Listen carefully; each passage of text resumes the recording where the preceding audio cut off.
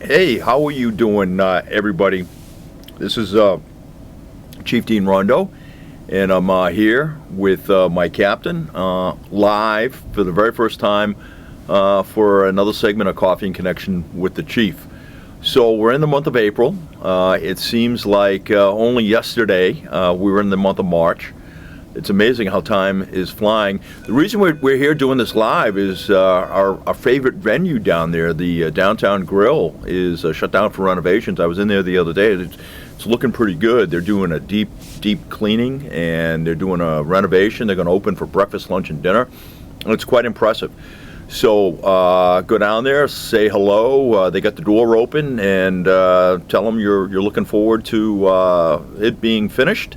And going in there, I'll tell you, if the dinner meal is anything like their breakfast and lunch, the food is going to be phenomenal. So there's my plug for the Downtown Grill. They've supported us for all these years down there. So I know, folks, that you have a choice when you go out to eat or when you do your shopping, and I want you to eat locally, shop locally, support our Chamber of Commerce, support our local merchants. They work real hard, and they pay taxes.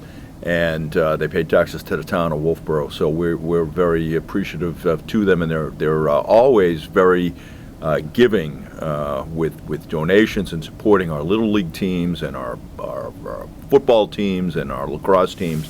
So always support local when you can.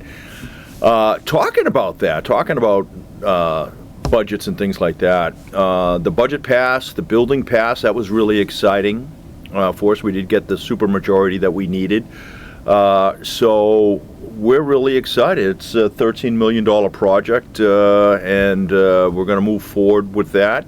So more to follow. Stay tuned. I'm not really sure what the next steps are. We do have a meeting with the town manager and the building committee coming up, and we'll be keeping the public aware. But that's going to be almost a 2-year build. Yeah. Right. So it's going to be very difficult. So let me talk about this. It's going to be a difficult and complex build because we have to do it in phases, which is fine. And the reason we have to do it in phases is because we have to keep the fire department in operation.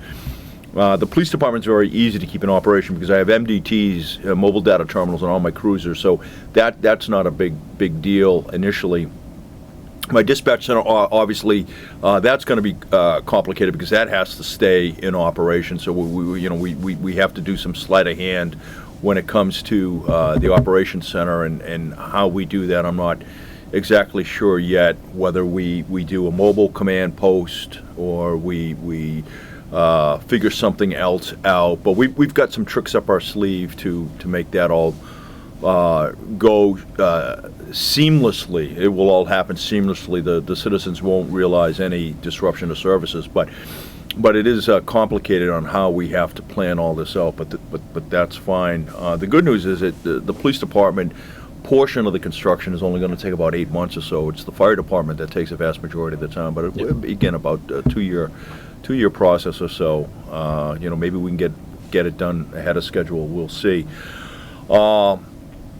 So more to follow on that, but the budget did pass. The operating budget passed. We're very grateful to the citizens who voted for that. Of course, we're very grateful to all the citizens that supported the Wolfeboro Police Department. The cruiser passed, so again, we're very, very grateful. We really needed that, and it's a move to a hybrid vehicle as well, right? Mm-hmm. So it's less gas consumption, so we save some money there. We were plussed up just recently. I know the captain will talk about this, but we were plussed up with some extra grant money from New Hampshire Highway Safety for extra patrols for this summer. So the captain will be talking about that. Those patrols have already started, and you'll see those guys and gals out more frequently as we get closer and closer to the summer. Bike patrol looks like it's going to be back on its wheels this summer, so we're excited about that. The electric bike will be out there. We'll be patrolling up and down the Bridge Falls path and in and around the town, so that's looking good. We have a conditional offer of employment that's out to a federally certified police officer. So you'll see him out and about, and in the coming days. And his name is Billy Inn. Very good officer. He's a DoD police officer, and he's certified through FLETC, the Federal Law Enforcement Training Academy. It's out of Glencoe, Georgia. So we have to send him to our academy to get the law pack, what we call the law package, to basically learn state of New Hampshire laws. But it looks like we'll be able to get him started sooner rather than later. So we're really excited about that. So yeah, we're back up to full strength, which is amazing. Back up to full strength. So things are really moving well with Wolfeboro Police Department. April brings with it the April School Vacation Week, which begins on 22 April and goes for the next 7 days. So until about the 29th or so, right? That would be the following Saturday. So Saturday. So the kids will be out. Watch for the kids. Having said that, I'm going to turn it over to Captain Mark Libby for his operational update. Captain? Hey, thanks, Chief. First of all, I just want to emphasize that thank you for the vote for the building. I believe what I do know it's going to start sometime July, August, that time frame. Don't quote me on that, though, because we still have meetings and things that get pushed back or pushed forward. Who knows? But that is the goal. Sometime around that time it will start. Now, if anyone wants to see our current building, please come in before it gets demolished within a year and a half and see what we were working with and what we're going into. If you want to see the progress of the building as it's getting built, get in contact with one of us. We'll be happy enough to show you when it's during construction, what's going on. We'll try to get more photos out there when this all starts on our Facebook page to keep everybody updated of how the progress is going. And I know the fire department will definitely do the same. Like you said, our cruiser passed, which is actually coming weeks. So that's exciting. Usually we have to wait for these things until almost the end of the year, but it was very nice of the dealership to order it earlier on their end in case if it didn't pass, they would have just sold it to somebody else. Everybody's looking for cruisers these days, so they would have got rid of it, but it's nice. So it's going to be in our possession, I believe, within 2 weeks. So that will be great to have that. Then it will go down to Nevo, which is down in Newington, for the upfitting, which that will take a little while based on ordering these equipment. So I'm hoping it will be in service within 2 months, 2-3 months. I mean, that's what you hope for. And then when that happens, when the new cruiser comes in, we take one of our older cruisers out. In this case, it's going to be a Ford Taurus. That'll be going bye-bye. Yeah, because that one has, what, 100 and maybe 40 miles on it? Yeah. And that's not even the rest. 140,000, yeah. Yeah, so that's not even how much idling it had either. So it did its job. I think it lasted 10 years, 10 years? It's close to 10. I don't think it's quite 10, but certainly I think we got the depreciation value out of that vehicle.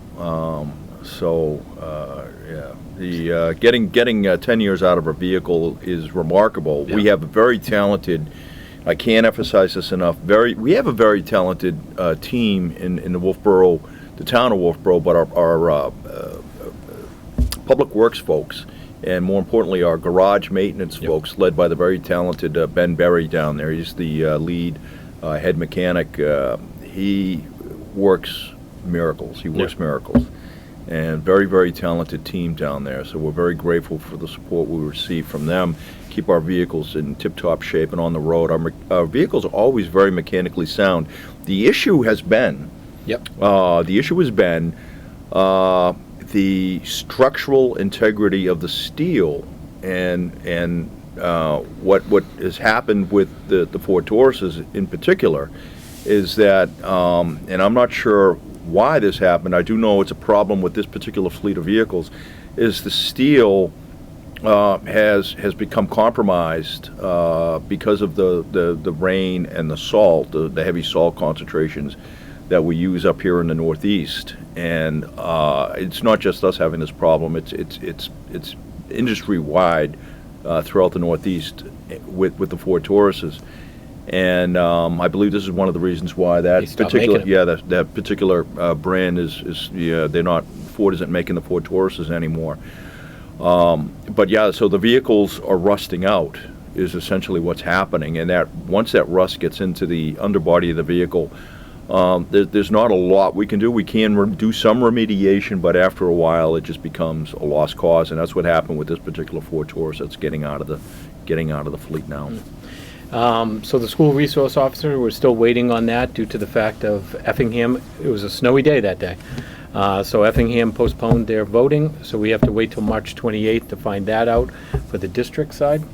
But the Wolfeboro side, on the town of Wolfeboro voted in favor. So that's a thank you for everyone that voted and came out that day. So that is a much needed position. So we're just waiting on that sometime in the middle of March, the end of March, to find out for that position if we can move forward in June. So, basically, if you look at our officer, SRO, Officer Devine, this year is actually outdoing her cases from last year.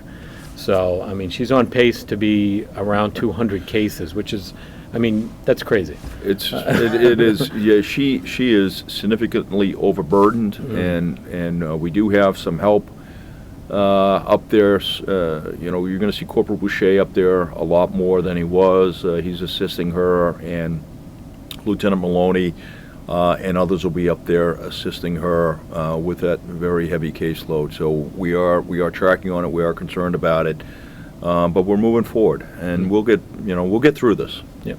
So we should be starting in April, near the end of April, getting the radar sign back out there, the trailer. And all our signs sometime end of April, beginning of May. The trailer will get out there a little earlier than, as long as the snow melts. Mother Nature keeps dumping more snow I think we're going to get some this weekend. So, but the sun is a little hotter, so it's melting. So that's a good thing. So hopefully we'll have that out by the end of April. Get our signs out there, radar signs that are permanent. And sometime in May, we get some assistance from the town employees to get us out there and with the trucks and get it out there with Sergeant Bullio. So with that, as he mentioned, we have the highway safety grants. What April brings brings rain. That's what they say. I'm just gonna say that. Because it's the saying. But it brings good weather, which the windows start coming down. And what else comes with that? Speeds go up. So be careful of your speeds when the nice weather comes.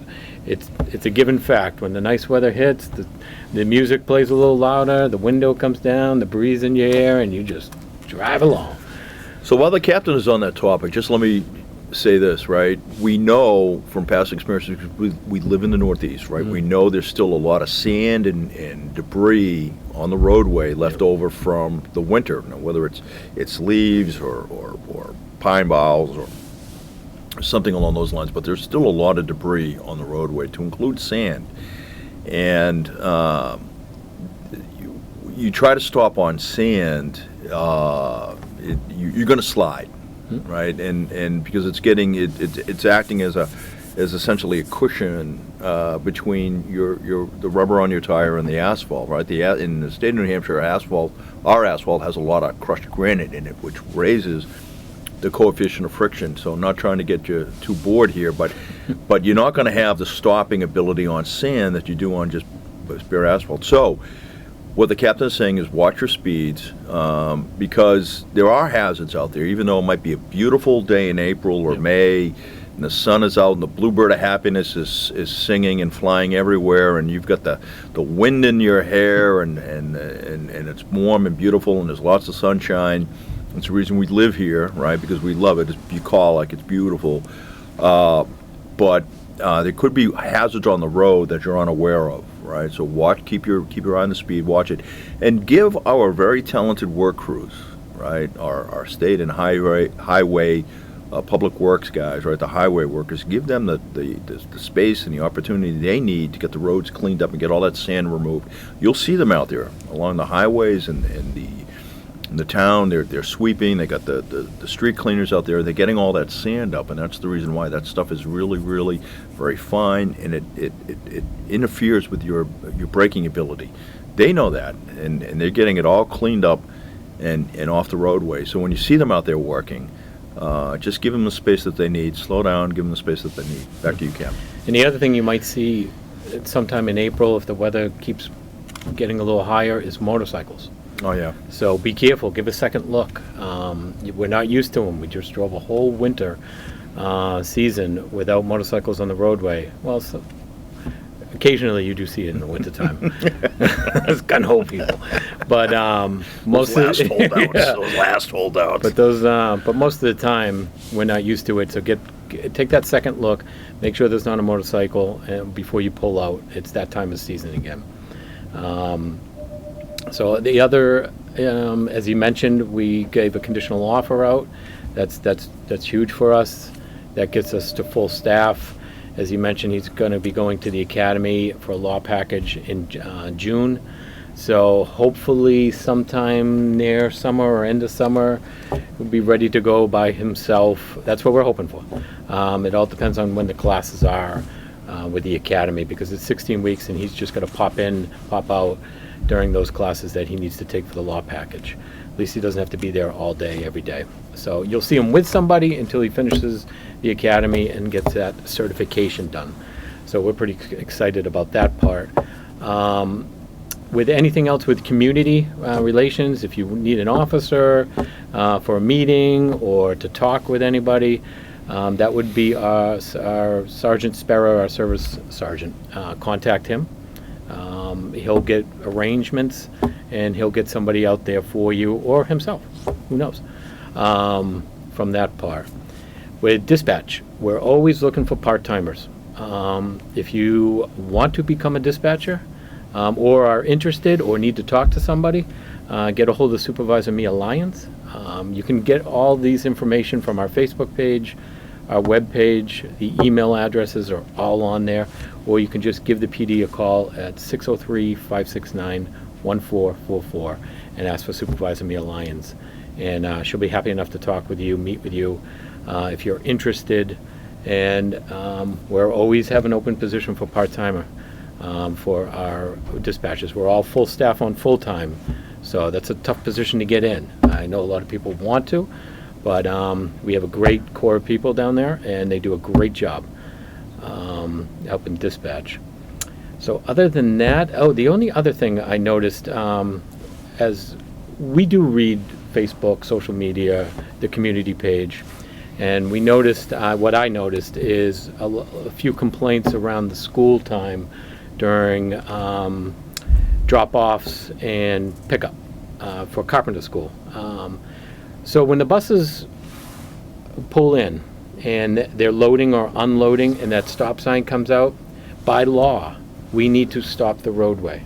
So that's why this traffic does happen. That's a law. No cars can go south, no cars can go north.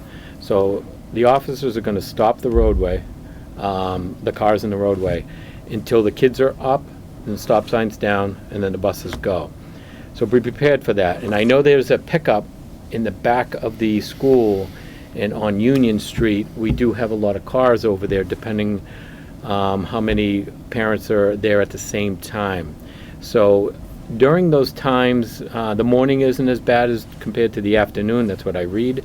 But the afternoon around, I think it's 3:25 to about 3:45, just be careful in those areas, because you could have kids that walk away with their parents. They're hitting the crosswalks. You might not see them. There might be a car close to the crosswalk. So just be careful in those areas. If you can avoid it and go around, that would be great. That would make it a lot easier. But there is going to be some congestion in those areas during the drop-off and pickup. There's only so much we can do. We have to stop traffic, and there's only so many of us to get into certain areas. So I just want to throw that out there, because I did read that. We do listen to it. We are trying to work with the schools and trying to fix some things up, but it is a law that once that stop sign does go out, we have to stop all traffic on that main road. That's why everything stops. One last thing, when we're talking about Facebook and in our Facebook page, please, if you need to talk to an officer or you need assistance, don't send that out over Facebook, okay? Because we want you, if you need assistance, you need to speak to an officer, we want you to call in through our dispatch center. yes, we do monitor Facebook, but we're not on it every waking moment, right? But we are by those phones and in our dispatch consoles every waking moment. So please, if you need an officer, do it the old-fashioned way. Call into the station, okay, and pass your complaint or whatever the issue is through the dispatcher. State what your need is, and we'll be more than happy to send a police officer or fire rescue, whatever, to your residence for whatever service that you need. All right. So I just want to say that don't call on Facebook. Don't send a text message or whatever the case may be. All right. Call the station immediately. Right. I shouldn't have to say that, but invariably we always get somebody that thinks it's more efficient that way, and it's not. Yeah, that is true. The next thing is our municipal conservation officer, formerly animal control, Heather Calagandas. She's done an excellent job with this program. Phenomenal. As it's coming up. I know the summer months are coming in, and so you'll be seeing her around there, maybe downtown doing a few things, helping the town with the geese that are down there. I know she's been working on that. I've learned a lot about the geese and gooses and all that stuff and what they do and how they live and when they sleep. It's some stuff I just thought I'd never learn. This was really, so let me explain what we did here with this program. What we did is our original animal control officer dealt with simply domesticated animals. Yeah. So essentially read here dogs, cats, and the occasional potbelly pig. And yeah, I can't make that up. People keep potbelly pigs for pets. My brother actually is too. Yeah. Me and him are totally different. Yeah, I okay. I grew up in the city, so in any event, we decided, because we were receiving a lot of animal complaints for non-domesticated animals, and sometimes even livestock, and we were in a quandary on how to deal with that. So normally, wild animals would, that would be punted over to Fish and Game, but there's a very finite number of those officers in the state, and unfortunately, they're not always in Wolfeboro. And there may be one or two officers assigned to the entire county. So it just was a system that wasn't working very well. So when a call would come in, if there wasn't a Fish and Game officer available, we would have to dispatch a police officer. It seemed to make sense to me, as the chief of police, to reorganize that job function.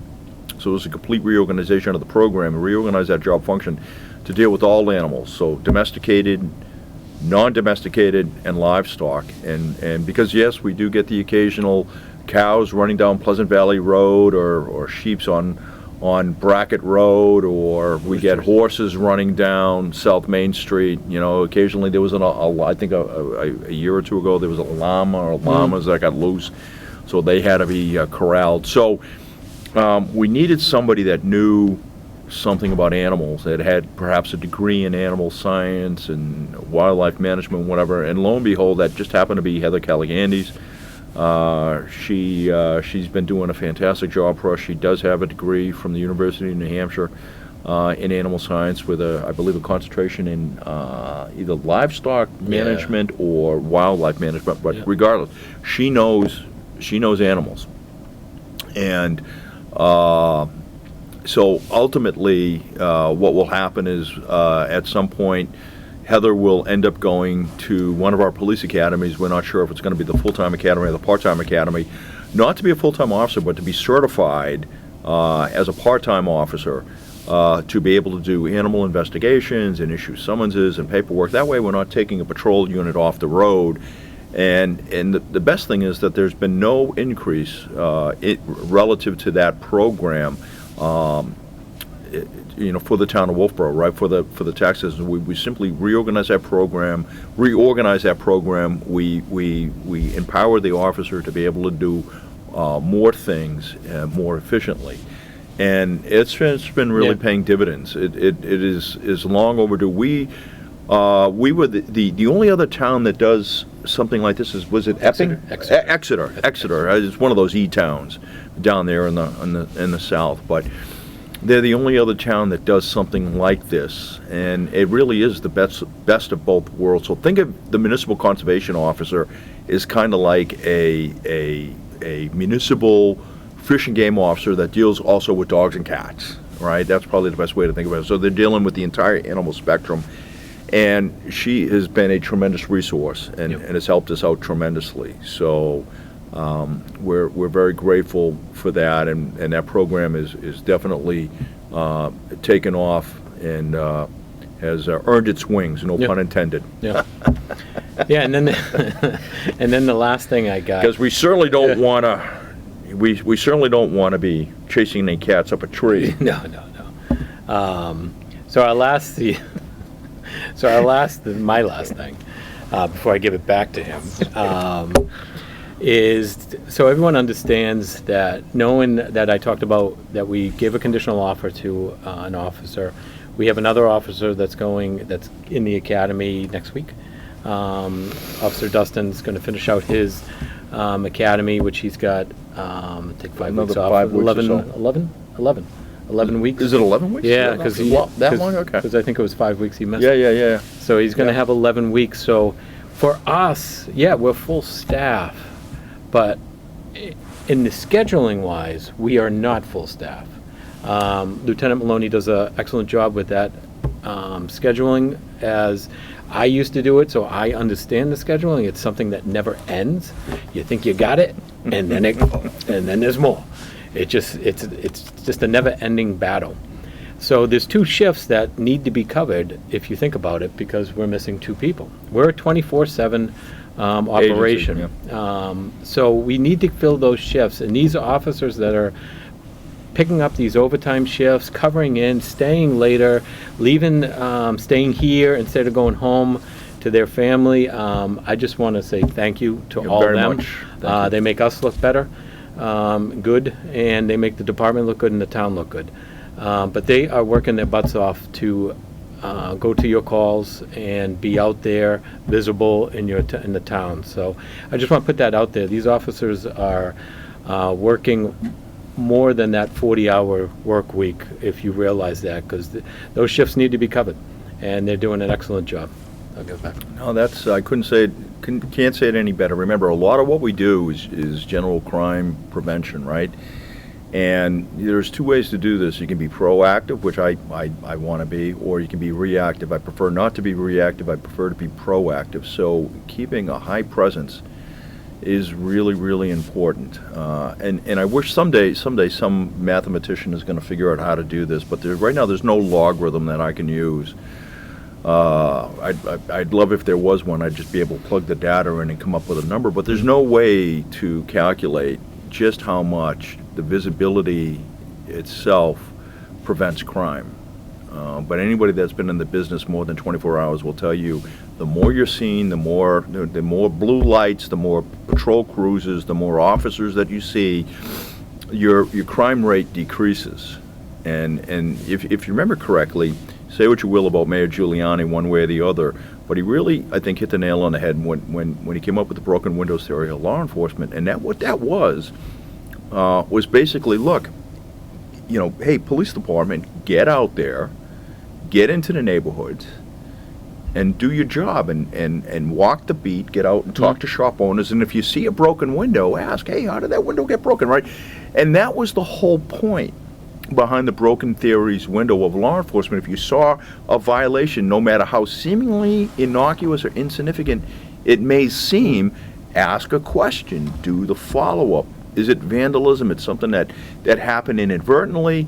Is there no crime, no foul? Or, oh, hey, I got this group that they're playing baseball or this or that, or yeah, somebody got mad and hit the window and broke it. Well, who was that person? What they found was that they were solving cases. They were cleaning up old cases and solving old murders because of the individual's inherent ability to be able to follow the rules of society. Yep. And their lawless or scofflaw behavior would carry over into their personal lives. And this led the police to be able to solve crime. This is, and I know while we're on this topic, and I'll just park this here, but I know out in California right now, there is some debate as to whether they want to pass state laws prohibiting law enforcement personnel from enforcing minor motor vehicle infractions. And I would say I think that's really dangerous. I think that's really a bad idea. And because who's going to determine what is minor and what is not? And if you're not going to enforce the minor infractions, why enforce infractions at all? Okay, and I will tell you from my experience, my almost 27 years worth of experience, that when you enforce all moving vehicle infractions, you invariably trip across the homicide. You invariably trip across the trafficking of drugs. You invariably trip across the trafficking of illegal arms or of humans, right? Human trafficking.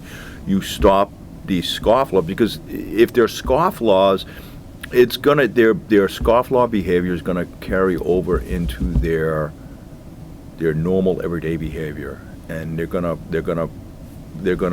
present themselves, if you will, in a bad light to law enforcement. They're going to get pulled over, and this is how you solve crime. This is how you prevent crime.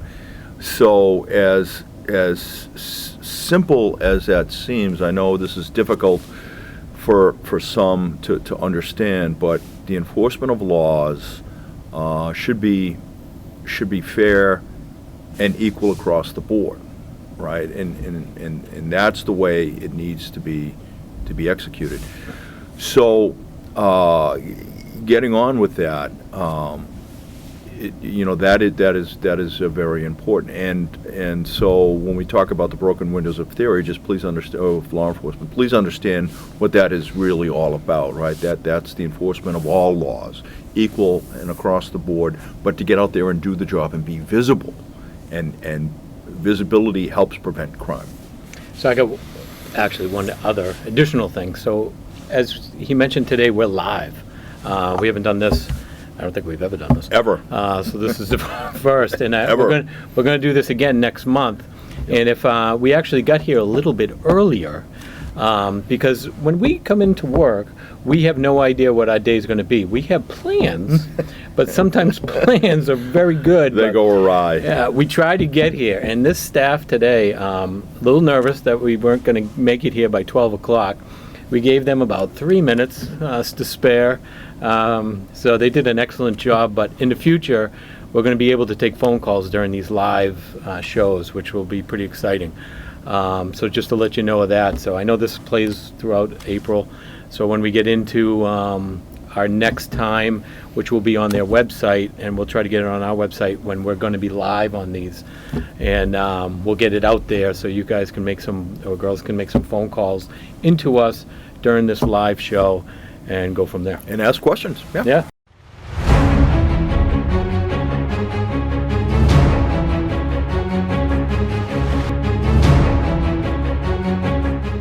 So I'm just going to give you a safety tip of the month, talking about nice weather. As we get further and further along in April, the ice is going to melt, the snow is receding, but that water is still very, very cold. And I know there's a lot of fishermen out there. They want to put their kayaks and their canoes and their boats in the water.